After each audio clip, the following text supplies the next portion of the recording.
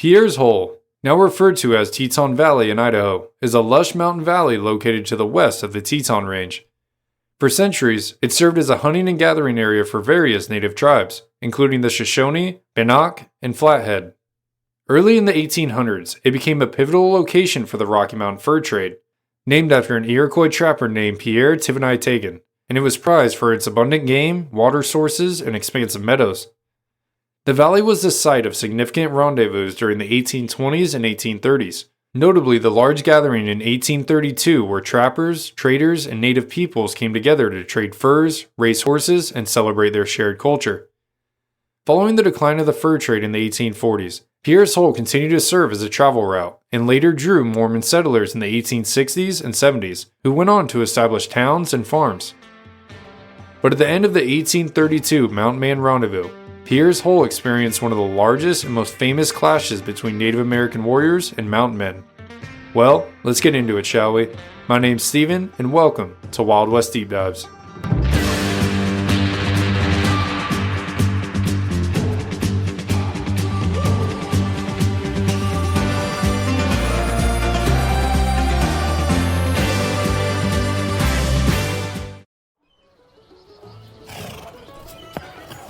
The 1832 Mountain Man Rendezvous was in full swing. Mountain men had assembled from all over the Rockies to engage in trading and indulge in a bit of revelry. If you're new here, first off, welcome. Second, the Mountain Man Rendezvous were established by William Henry Ashley in 1824 and took place in various locations on the western frontier. It was a gathering of large companies of fur trappers from the Rocky Mountain Fur Company and the American Fur Company, along with their hired hands, men who owned little more than what they owed to their company, traveling wherever the bushways or bosses said. Then you had the free trappers, the best of the best, the free of the free. They owned everything they had, they owed nothing to anyone, and traveled anywhere they pleased. Along with these trappers, there were also hundreds of Indians, mainly from the Nez Perce and Salish tribes, that were friendly with the trappers. The trappers would gather their beaver plumes and other skins for the year's hunt, and sell them to the bushways or owners of the companies. The men would then receive credit to buy supplies for the upcoming year. For a brief period, they set aside the struggles and life-threatening challenges of the mountains to enjoy the tranquility of a beautiful valley filled with lush grasses and abundant game. This valley was known as Pierre's Hole, named after early fur trapper Pierre Tegan, and I'm 100% I'm not saying that correctly. The South Fork of the Teton River flowed through its mountain meadows, bordered by clusters of trees, heading northward towards its meeting place with the Snake River. To the west and southwest, the valley was protected by the Big Hole Mountains. To the south, the Palisade Range towered above. A trapper's trail meandered into the valley through a gap in the Palisades, branching off with a well-traveled route between the Green River and the Snake. Beyond the towering peaks of the Tetons, through Teton Pass, lay another similar valley, Jackson's Hole, named after David Jackson, who purchased the Rocky Mountain Fur Company in 1826, but had sold the company in 1830.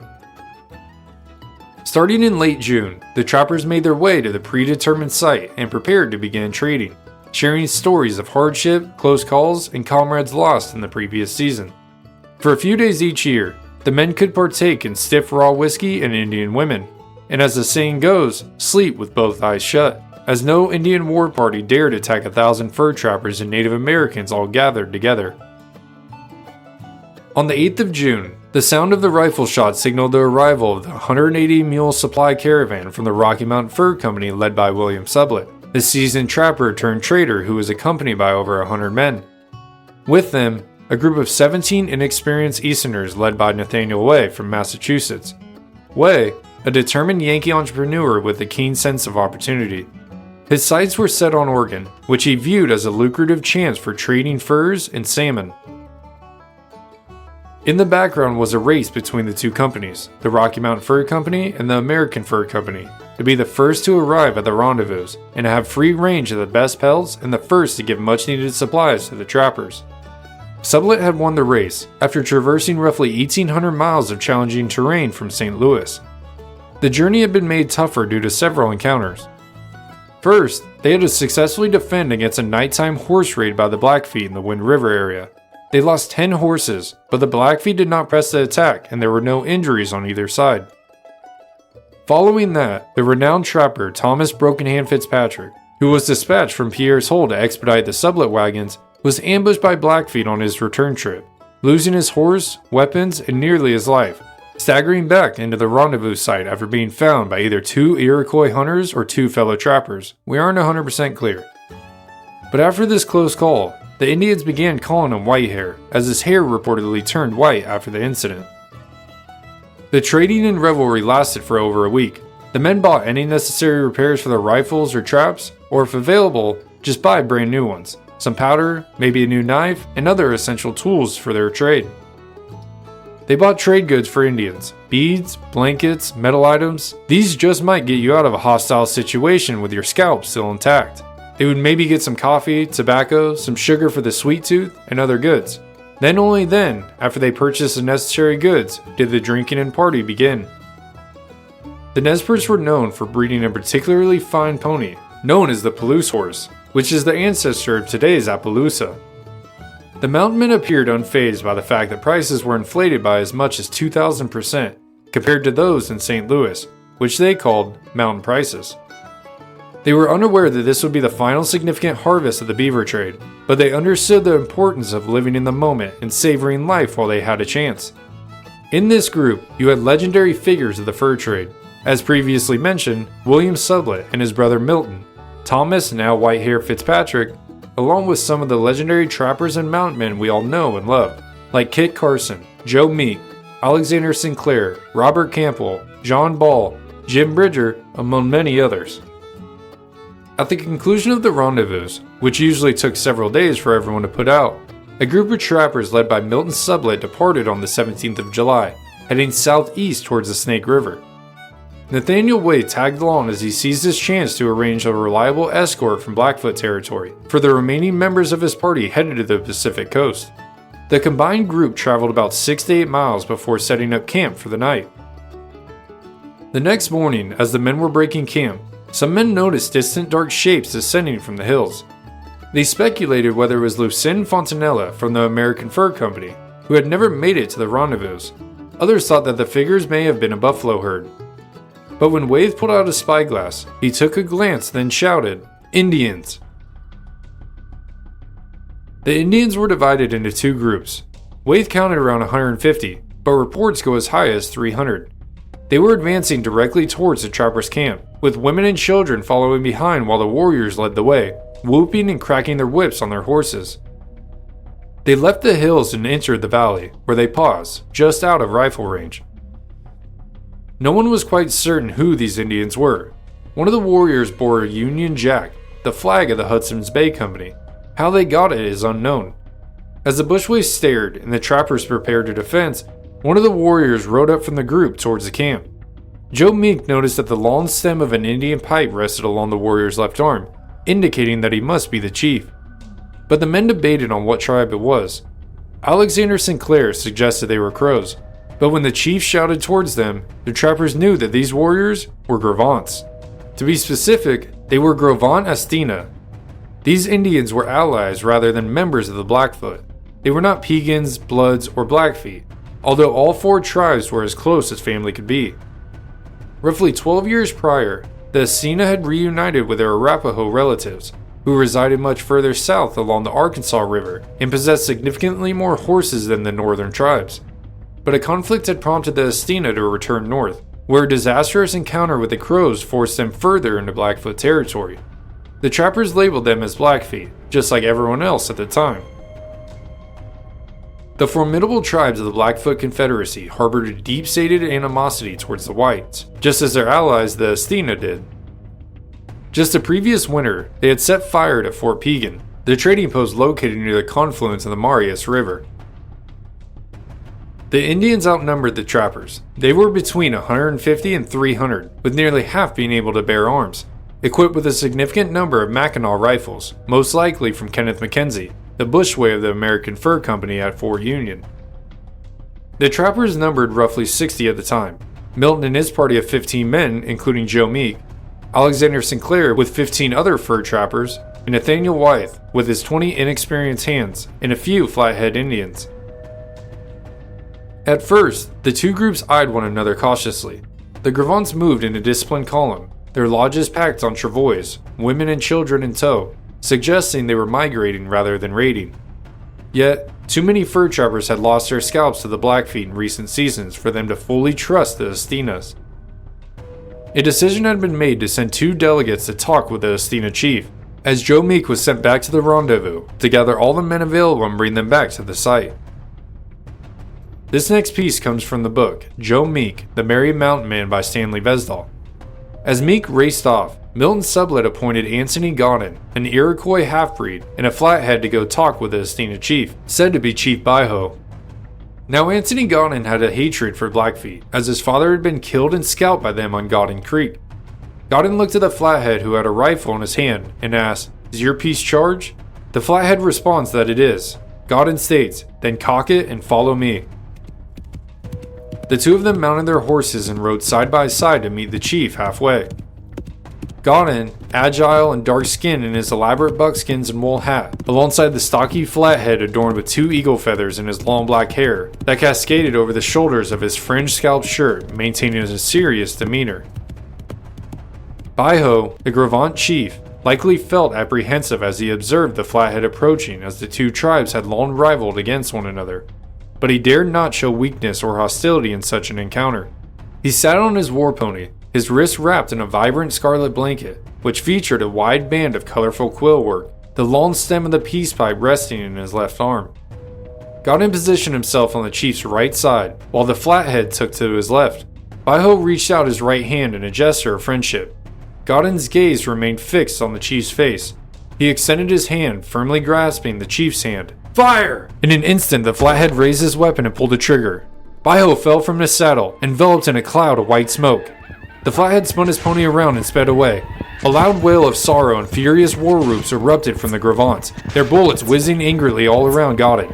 Yet Godin, filled with bravado, let out a triumphant whoop, and leaning from his saddle, seized the edge of the dead man's scarlet blanket and galloped off, dragging the blood-red trophy behind him as he raced for the camp. The fight was on. The Astinas swiftly sought refuge in a wooded, marshy area, reinforcing their stronghold with logs, branches, and trenches that some of their women had dug in the chaos. Both sides unleashed a barrage of gunfire, yet there was minimal movement towards the warring camps. That was, until Joe Meek, William Sublette, and Robert Campbell arrived with reinforcements, said to be roughly 200 white trappers, 200 Flatheads, and 300 Nez Perce warriors. William Sublette was a man of action. He had come to fight, not wait around. Nathaniel Wyeth's inexperienced men were exposing themselves recklessly, and Sublette ordered Wyeth and his men to get out of the way, catch up the horses, and tie them off at a safe distance. He then led a contingent of about 60 men into the willow-laden swamp. Accompanying Sublette was Robert Campbell, with whom they exchanged verbal wills as they advanced into battle. Alexander Sinclair, by this time, was the most anxious for battle, and was leading the way, carefully pushing aside the branches as they moved forward. Suddenly, a cloud of smoke erupted and a crack of a rifle sounded from the Blackfoot fort. Sinclair fell where he stood. Campbell was the closest, and Sinclair turned to him and pleaded that he take him back to his brother, then lost consciousness. Campbell moved forward, grasped Sinclair's leg, and pulled him back. Upon reaching the men behind, he allowed them to take the injured man, and they carried him out of the battle. Campbell returned and reunited the attack shortly afterward. Meanwhile, William Sublette had been making his way to the front, cautioned by Sinclair's misfortune. The captain remained still, observing the Blackfoot defense to identify the gaps from which the warriors were shooting. He then noticed an Indian peering through one of those openings. He quickly raised his rifle and fired and hit the Indian directly through the eye. With a smile, he turned to Campbell, indicating the opening. "Watch that hole. You'll soon have a fair chance for a shot," as he positioned himself behind a cottonwood to reload his rifle. But before he could finish, he was struck on the shoulder. He moved his arm up and down to check if the bone was intact, and soon fainted. Boldly, Campbell, seeing his good friend hit, boldly risked his life to pull him out of the swamp. Reportedly, the bullet went clear through his arm and struck a man behind him in the head. Other trappers and their native allies fell victim to the accuracy of these Gros Ventres. One overconfident trapper charged the brigade, climbed onto the logs, and was immediately struck by 2 bullets to the head. Chaos ensued, ultimately causing the trappers to retreat a short distance and form a firing line. A flanking group led by Milton Sublette also failed to make any progress against the Gros Ventres. Even the most courageous trappers were relieved to pull back. One of them, Zenas Leonard, later recounted his satisfaction in carrying away an injured trapper, allowing him to retreat without anyone doubting his bravery. The trappers had successfully positioned themselves on two sides of the fort, but in doing so, they found themselves firing at each other as well as their foes. It was a desperate struggle at close range, and some of the trappers began to lose their initial enthusiasm.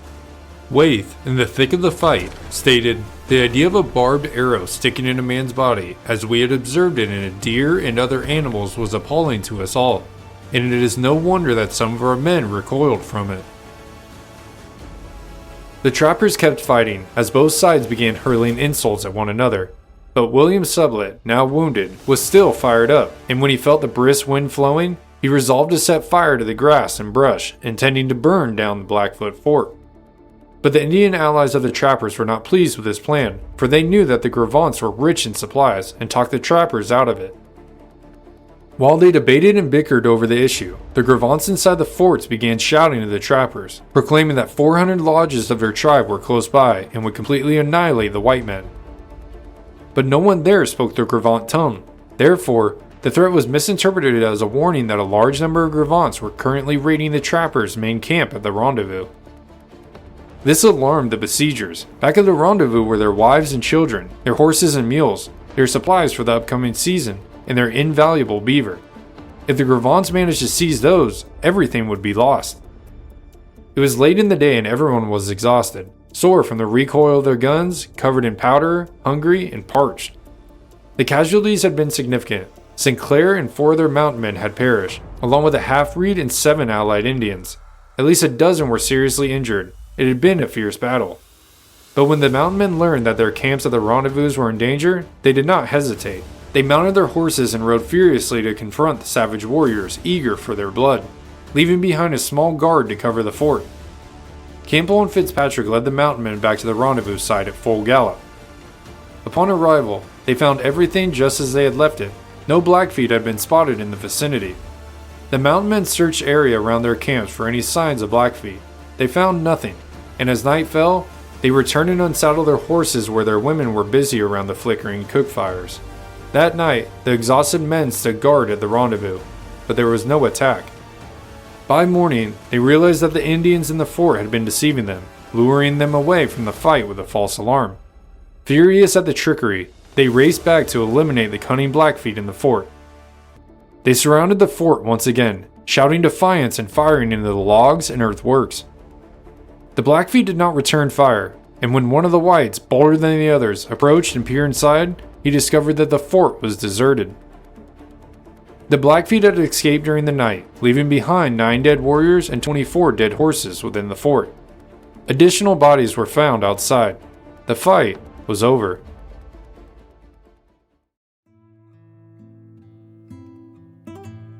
The dead and wounded count is very much debated, but the general consensus goes as so. Trappers, 2 to 5 killed, 7 to 10 wounded.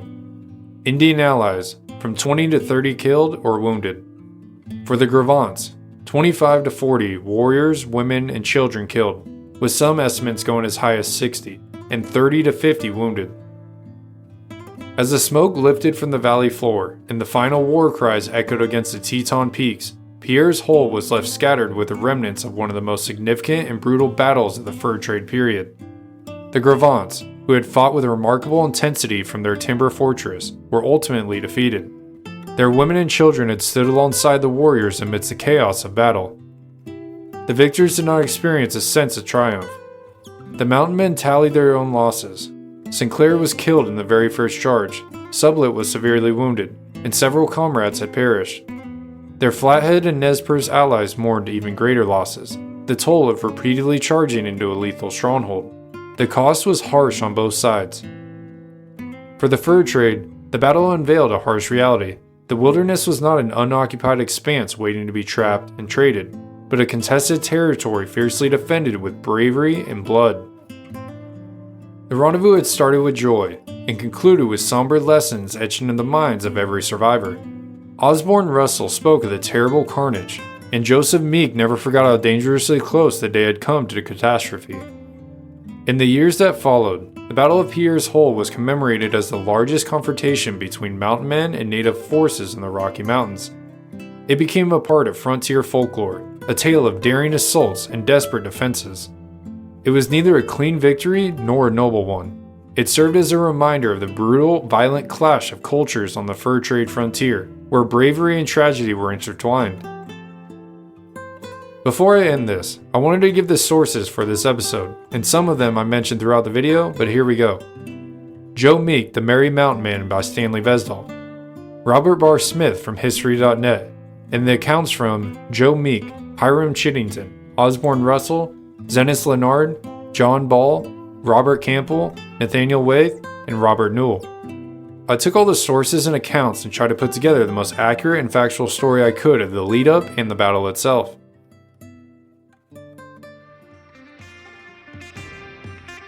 I hope you enjoyed this episode on the Battle of Pierre's Hole. If you enjoy Wild West Deep Dives, please give a thumbs up and maybe subscribe if you feel so inclined. If you want to chat more about the battle or just history in general, shoot me an email, wildwestdeepdives@gmail.com. I am always eager to talk about Western history. We will see you all next time, and remember, when in doubt, shoot straight, shoot fast. God bless.